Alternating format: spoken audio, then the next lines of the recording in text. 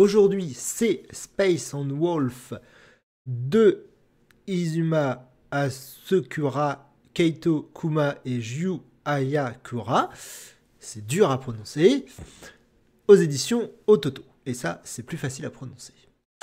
Bref, ce tome 15 est magnifique, incroyable, exceptionnel. Il est surtout super bien mené. Alors, Lawrence va à la ville de Snell, voilà, je me rappelais pas du nom de la ville, j'arrive pas à l'imprimer. Bref, Lawrence va à la ville de Snell alors que Holo est allé récupérer le livre interdit. Donc, pour la première fois depuis fort longtemps, les deux sont séparés. Et donc, on suit la traversée de Lawrence jusqu'à Snell. Et en ce temps-là, la route était longue et dangereuse. Enfin, dangereux, pas tant que ça. Tout se passe exceptionnellement bien dans ce tome. Même Holo revient de sa récolte du livre maudit qu'elle a très bien récupéré. Enfin, c'est interdit, livre interdit. Non, maudit ou interdit ? J'ai un doute là. J'ai un doute. Livre interdit. Du livre interdit, tout se passe bien, tout est fait pour que le lecteur sente que tout se passe bien. Holo et Lawrence, enfin surtout Holo, se permet après son retour de titiller Lawrence, de le rendre un peu jaloux. C'est très drôle, c'est très mignon. Leur relation à tous les deux est toujours exceptionnelle et c'est un réel plaisir de la suivre. Mais comme j'ai dit, le livre est très bien mené. Ce tome est très bien mené.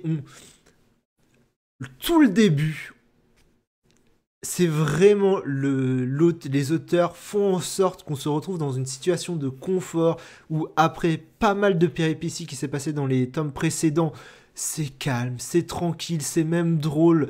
Même la bataille entre mercenaires qu'il y a à l'intérieur du bouquin, c'est une fausse bataille, évidemment. Évidemment, alors que la bataille se termine tranquillement, suivant le plan, tout le monde fait semblant que j'ai été blessé, tout ça. Bref, tout se passe bien.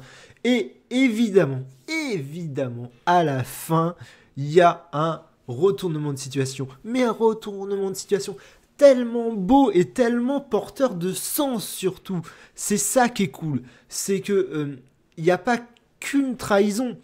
Derrière la trahison qui se passe, je vais pas spoiler, derrière la trahison qu'il y a un propos. L'auteur a un propos sur nous-mêmes, sur notre monde, sur la situation économique de notre monde, sur comment on envisage le commerce à l'heure actuelle. Enfin, quelles sont les dérives de notre pratique de l'argent et du commerce. Et en même temps, il y a une trahison importante pour l'histoire. Ce tome est mené de toute beauté. C'est génial. Et non, je psy. À la fin, il y a par contre. Non, c'est pas par contre. C'est pareil. À la fin, on a une apparition de Holo sous sa forme de louve. C'est toujours génial, ça.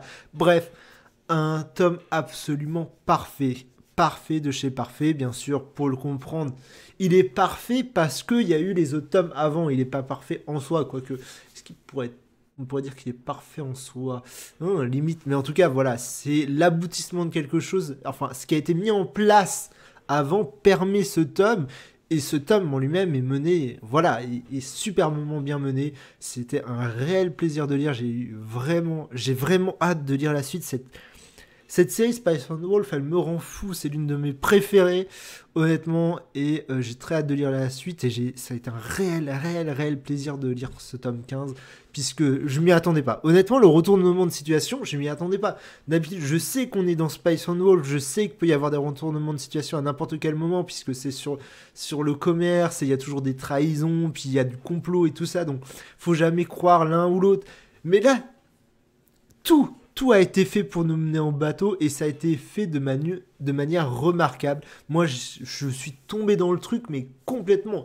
Jusqu'à la fin, je m'y attendais vraiment pas. En plus, bon, c'est vrai que je me suis laissé porter comme ça. Vraiment très bon top.